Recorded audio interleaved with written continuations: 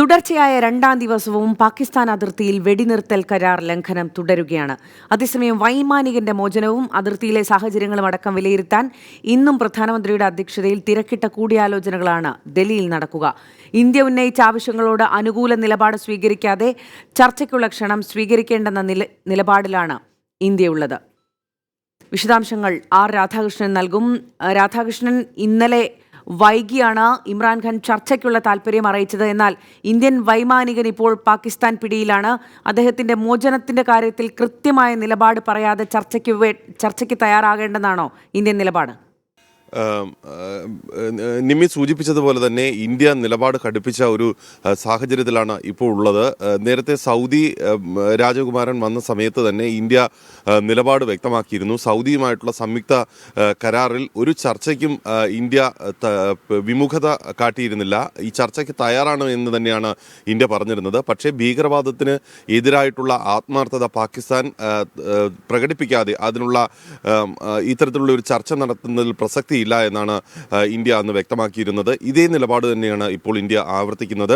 India ചർച്ചയ്ക്ക് തയ്യാറാണ്, പക്ഷേ പാകിസ്ഥാൻ ഭീകരവാദത്തോടുള്ള അവരുടെ എതിർപ്പ്, അതിൻ്റെ ആത്മാർത്ഥത വ്യക്തമാക്കണമെന്നാണ് ഇന്ത്യയുടെ നിലപാട്. അതുകൊണ്ട് തന്നെ ഇതുമായി ബന്ധപ്പെട്ട പാകിസ്ഥാന് മുന്നിൽ പാകിസ്ഥാൻ ഇതുവരെ ആവശ്യപ്പെട്ടിരുന്നത് തെളിവുകളാണ്. പുൽവാമ ആക്രമണവുമായി ബന്ധപ്പെട്ടിട്ടുള്ള തെളിവുകൾ ഈ പാകിസ്ഥാന് നൽകിയിട്ടുണ്ട്. രേഖകൾ സഹിതമാണ് പാകിസ്ഥാന് ആ തെളിവുകൾ നൽകിയിരിക്കുന്നത്. അതുകൊണ്ട് തന്നെ ജെയ്ഷെ മുഹമ്മദിന്റെ പാകിസ്ഥാനിലുള്ള തീവ്രവാദികളുടെ പട്ടിക അടക്കമുള്ള, മസൂദ് അസർ അടക്കമുള്ള തീവ്രവാദികളുടെ പട്ടിക, അവരെവിടെ ഉണ്ടായിരുന്നു, അവരുടെ ശബ്ദ സംഭാഷണങ്ങൾ എന്തൊക്കെയാണ് എന്നിവയെല്ലാം അടക്കമുള്ള തെളിവുകളാണ് ഇന്ത്യ പാകിസ്ഥാൻ നൽകിയിരിക്കുന്നത്. അതുകൊണ്ട് തന്നെ പാകിസ്ഥാന് നടപടിയെടുക്കാനുള്ള ആത്മാർത്ഥതയുണ്ടെങ്കിൽ പാകിസ്ഥാനെ സംബന്ധിച്ച് ഇനി പ്രവർത്തിക്കാതിരിക്കാൻ മറ്റ് ന്യായവാദങ്ങളൊന്നുമില്ല. അതുകൊണ്ട് തന്നെ പാകിസ്ഥാൻ ഈ തീവ്രവാദ സംഘടനകൾക്കെതിരെ നടപടി സ്വീകരിക്കണം. അങ്ങനെയാണെങ്കിൽ മാത്രമേ പാകിസ്ഥാന് അവരുടെ ആത്മാർത്ഥത തെളിയിക്കാനായി സാധിക്കുകയുള്ളൂ. ഈ ഘട്ടത്തിലായിരിക്കും ഇന്ത്യ തുടർന്നുള്ള ചർച്ചയ്ക്ക് തയ്യാറാവുക. ഈ നിലപാടാണ് ഇന്ത്യ ഇപ്പോൾ സ്വീകരിച്ചിരിക്കുന്നത്. വൈമാനികന്റെ കാര്യത്തിൽ ഇന്ത്യ കൃത്യമായിട്ടുള്ള നിലപാട് അറിയിച്ചിട്ടുണ്ട്. ജനീവ കൺവെൻഷന്റെ ലംഘനം പാകിസ്ഥാൻ നടത്തിയിരിക്കുന്നു. അതുകൊണ്ട് തന്നെ പിടിയിലായിട്ടുള്ള വൈമാനികനെ നിരുപാധികം ഇന്ത്യക്ക് കൈമാറണം എന്നുള്ള നിർദ്ദേശം ഇന്ത്യ വളരെ ശക്തമായിട്ട് തന്നെ പാകിസ്ഥാനെ അറിയിച്ചിട്ടുണ്ട്. ഇന്ന് തന്നെ ഇക്കാര്യത്തിലുള്ള ഒരു തീരുമാനം ഇന്ത്യ പ്രതീക്ഷിക്കുന്നു. പാകിസ്ഥാന്റെ ഭാഗത്തു നിന്നുള്ള ഒരു പ്രതികരണം ഇന്ത്യ കാക്കുന്നുണ്ട്. ഇതിനുശേഷം ഇന്ത്യ എന്ത് നിലപാട് സ്വീകരിക്കും എന്നുള്ളത് വളരെ നിർണായകമായിരിക്കും. ഇന്ന് രാവിലെ മുതൽ തന്നെ ഡൽഹിയിൽ തിരക്കിട്ട കൂടിക്കാഴ്ചകൾ നടക്കുന്നുണ്ട്. പ്രധാനമന്ത്രിയുടെ അധ്യക്ഷതയിലാണ് പ്രധാനപ്പെട്ട യോഗങ്ങൾ നടക്കുന്നത്. ദേശീയ സുരക്ഷാ ഉപദേഷ്ടാവിന്റെ നേതൃത്വത്തിൽ സ്ഥിതിഗതികൾ വിലയിരുത്തുന്ന യോഗം പ്രധാനമന്ത്രിയുടെ വസതിയിൽ ഇന്നലെ രാത്രി 2 മണിവരെയാണ് നീണ്ടത്. ആ 2 മണിവരെയുള്ള നടന്ന യോഗത്തിൽ പ്രധാനമായും വിലയിരുത്തപ്പെട്ടത് ഏതൊക്കെ രീതിയിലുള്ള മാർഗങ്ങളാണ് ഇന്ത്യക്ക് മുന്നിൽ ഉള്ളത് എന്നതടക്കമുള്ള കാര്യങ്ങൾ വളരെ സമഗ്രമായി വിലയിരുത്തപ്പെട്ടു എന്നാണ് മനസ്സിലാക്കുന്നത്. ജമ്മു കാശ്മീരിൽ ഏത് സാഹചര്യവും നേരിടാൻ പാകത്തിൽ ശക്തമായിട്ടുള്ള തയ്യാറെടുപ്പാണ് ഇന്ത്യയുടെ ഭാഗത്ത് നിന്ന് ഉണ്ടായിട്ടുള്ളത്. പാക് പ്രകോപനം വിവിധ മേഖലകളിൽ ഇപ്പോഴും തുടരുന്നുണ്ട്. കഴിഞ്ഞ തുടർച്ചയായിട്ടുള്ള 6ാമത്തെ ദിവസമാണ് തുടർച്ചയായിട്ടുള്ള വെടിനിർത്തൽ കരാർ ലംഘനം ജമ്മുകാശ്മീരിലെ വിവിധ ഭാഗങ്ങളിൽ ഉണ്ടാകുന്നത്. ഇന്നലെ രാത്രി വൈകിയും പൂഞ്ചിലെയും രജൌരിയിലെയും പാക് പോസ്റ്റുകളിൽ നിന്നും ഇന്ത്യൻ ഗ്രാമങ്ങൾക്ക് നേരെ വെടിയുതിർത്തു. മോട്ടാറുകളടക്കമാണ് ഉതിർത്തത്. ഇതിന്റെ ഫലമായിട്ട് ഗ്രാമീണരുടെ വീടുകളടക്കമുള്ള നിരവധി മേഖലകൾക്ക് കേടുപാടുകൾ ഉണ്ടായിട്ടുണ്ട് എന്നാണ് അവിടെ നിന്നുള്ള റിപ്പോർട്ടുകൾ സൂചിപ്പിക്കുന്നത്. സമാനമായി തന്നെ ഇന്നലെ രാത്രിയിൽ ജമ്മു കാശ്മീരിന്റെ വിവിധ ഭാഗങ്ങളിൽ വിഘടനവാദി നേതാക്കളുടെ വീടുകളിൽ നടത്തിയ റെയ്ഡിന് പുറമെ മറ്റു ചില സ്ഥലങ്ങളിൽ കൂടി NIA റെയ്ഡുകൾ നടത്തിയതായി അവിടെ നിന്നുള്ള സൂചന ലഭിക്കുന്നുണ്ട്.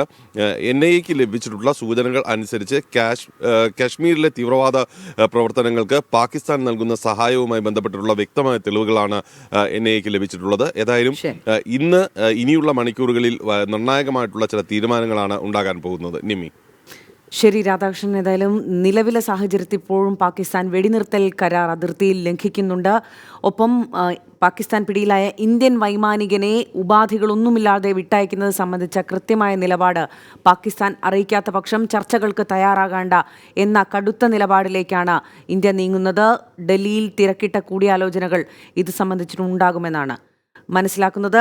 രാധാകൃഷ്ണൻ, അതിർത്തിയിൽ ഇപ്പോഴും പാക് പ്രകോപനം തുടരുന്നു എന്നുള്ളത് വളരെ ആശങ്കയുണ്ടാക്കുന്ന കാര്യമാണ്. ഇപ്പോൾ രാധാകൃഷ്ണൻ ആദ്യം സൂചിപ്പിച്ചതുപോലെ വൈമാനികനെ വിട്ടുകിട്ടുന്നതാണ് ഇന്ത്യയുടെ ഇപ്പോഴത്തെ പ്രധാനപ്പെട്ട ആവശ്യം. ഒപ്പം തന്നെ ഈ സിവിലിയൻസിന് നേരെയുള്ള ആക്രമണം പാകിസ്ഥാൻ നിർത്താത്ത പക്ഷം ചർച്ചയ്ക്ക് നിൽക്കേണ്ട, ഒരു സമവായത്തിലേക്ക് കാര്യങ്ങൾ കൊണ്ടുപോകേണ്ട എന്നുള്ള നിലപാട് കൂടിയുണ്ടോ ഇന്ത്യക്ക്? നിമ്മി, ഇന്ത്യ ഇക്കാര്യത്തിൽ വളരെ കൃത്യമായിട്ടുള്ള ഒരു നിലപാട് കഴിഞ്ഞ ദിവസങ്ങളിൽ വ്യക്തമാക്കിയിരുന്നു. ഇത് തീവ്രവാദത്തിന് അനുകൂലമായിട്ടുള്ള ഒരു നടപടിയെയും ഇനി ഇന്ത്യയുടെ അതിർത്തിയിലോ അതിർത്തിക്കുള്ളിൽ ജമ്മു കാശ്മീരിന്റെ മേഖലകളിലോ അനുവദിക്കില്ല.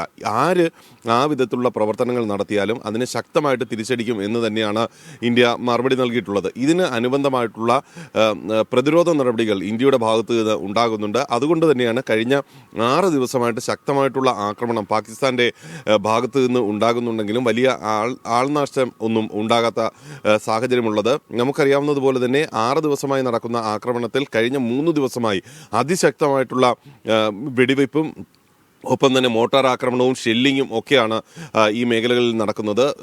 അവിടെയുള്ള പ്രദേശവാസികൾക്ക് വീടിന് പുറത്തേക്ക് പോലും ഇറങ്ങിയാൽ ജീവൻ നഷ്ടപ്പെടുന്ന ഒരു സാഹചര്യം.